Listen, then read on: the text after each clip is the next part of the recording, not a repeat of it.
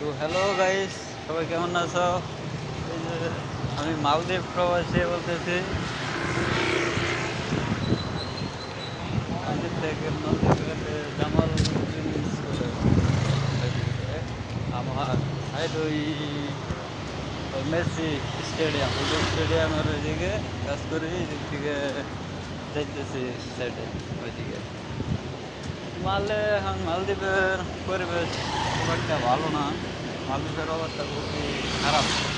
মালদ্বীপে যারা যারা আইতেছে, মালদ্বীপে আওয়ার পরে বেশিরভাগই চলে যাইতেছে।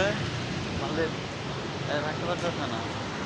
দেখা গেছে কাজকর্ম নাই, কাজ দালালে নিয়ে আছে, কাজের কথা কইয়া কাজ নাই, এসে থেকে ফিরে দিতে কাজ দিতে পারে না।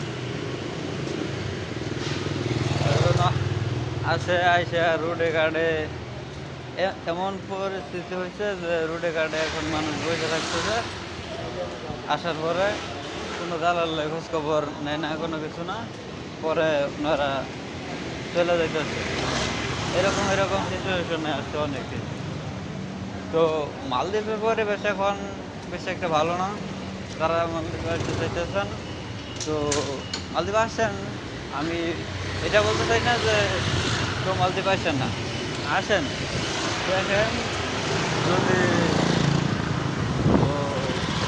ভালো হয়, ভালো বিষয়, ভালোভাবে যদি আসতে পারেন তাহলে ভালো।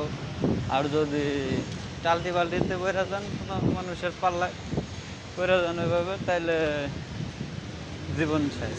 মালদ্বীপে 2, 4, 5, 6 লাখ যা দিয়ে আবেন, ওই ওই টাকা তুলতে তুলতে চালান বাতি উড়াইতে উড়াইতে আপনার দফার অভাব শেষ। তার জন্য আসেন, ভালো কথা, সমস্যা নেই, কিন্তু দেখে শুনে আসেন, প্রবলেমে পড়েন না। তো আমি এই কথাই বললাম, সবাই কথাটা